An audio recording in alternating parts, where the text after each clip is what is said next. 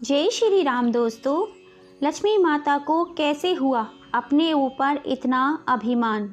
आज की इस पौराणिक कहानी में आप सभी का दिल से स्वागत है।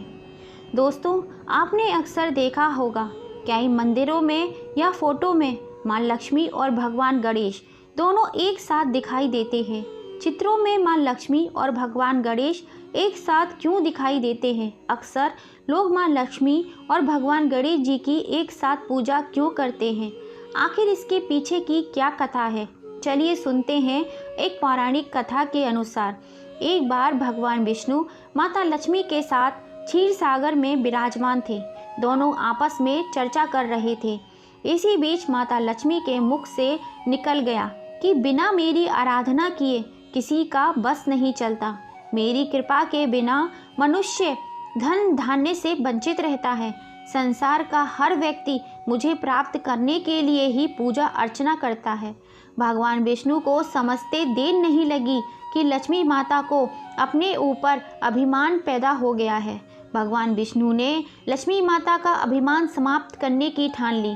भगवान विष्णु ने माता लक्ष्मी पर कटाक्ष करते हुए कहा, एक स्त्री तब तक संपूर्ण नहीं मानी जाती जब तक कि उसे कोई संतान प्राप्त ना हो। माता लक्ष्मी को कोई संतान नहीं थी, अतः ये सुनकर वह अत्यंत दुखी हो गई और वे वहाँ से सीधे अपनी सखी पार्वती माता के पास पहुँच गईं और उन्हें पूरी बात बताई। पार्वती जी यह बात बड़ी अच्छे से जानती थीं कि लक्ष्मी माता का मन अत्यधिक चंचल है। वे अधिक समय तक एक स्थान पर नहीं रुकती, किंतु पार्वती माता लक्ष्मी माता का दुख नहीं देख पा रही थी। इसलिए उन्होंने अपने पुत्र गणेश को लक्ष्मी माता को सौंपते हुए कहा, आप इसको अपना दत्तक पुत्र बना ले।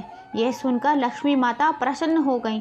उन्होंने गणेश जी को आशीर्वाद दिया, जो भी जातक उनकी पूजा के लिए जाएगा उसे बिना गणेश जी की पूजा किए हुए फल की प्राप्ति नहीं होगी। लक्ष्मी और गणेश की प्रतिमा को अगर आप ध्यानपूर्वक देखेंगे तो आपको पता चलेगा लक्ष्मी माता का आसन थोड़ा ऊंचा होता है, वहीं गणेश जी का आसन थोड़ा नीचा होता है, क्योंकि उनका पद एक पुत्र का है। माँ लक्ष्मी जी की असीम कृपा से प्रगति और उन्नति के दीप सदैव आपके मार्ग में जलते रहे। दोस्तों, अब हम आपको लक्ष्मी जी की दूसरी कथा सुनाने जा रहे हैं। उल्लू कैसे बना माँ लक्ष्मी का वाहन। एक बार की बात है, सभी देवी देवता अपना अपना वाहन चुन रहे थे। जब लक्ष्मी जी की बारी आई तो वे सोचने लगी कि कैसे अपना वाहन चुने।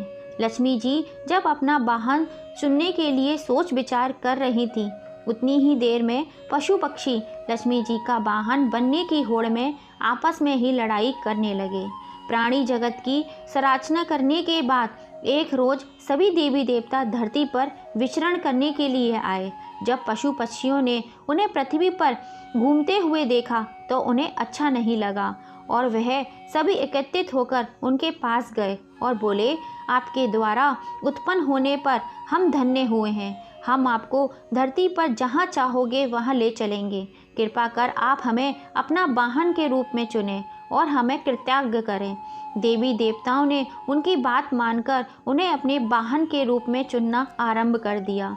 जब लक्ष्मी जी की बारी आई तो वह असमंजस में पड़ गई किस पशु पक्षी को अपना वाहन चुने। इस बीच पशु पक्षियों में भी होड़ लग गई कि वह लक्ष्मी जी के वाहन बने। उधर लक्ष्मी जी सोच विचार कर रही थीं, तभी तक पशु पक्षियों में लड़ाई होने लगी। इस पर लक्ष्मी जी ने उन्हें चुप कराया और कहा कि वे प्रत्येक वर्ष कार्तिक अमावस्या के दिन में पृथ्वी पर विचरण करने के लिए आती हैं। उस दिन मैं आप में से किसी एक को अपना वाहन बनाऊंगी। कार्तिक अमावस्या के रोज सभी पशु पक्षी आंखें बिछाए लक्ष्मी जी की राह निहारने लगे।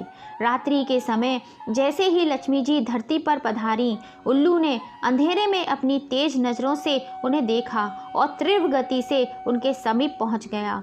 उससे प्रार्थना करने लगा, आप मुझे अपना वाहन स्वीकारें। लक्ष्मी जी ने चारों ओर देखा, उन्हें कोई और पशु पक्षी नजर नहीं आया, तो उन्होंने उल्लू को ही अपना वाहन स्वीकार कर लिया।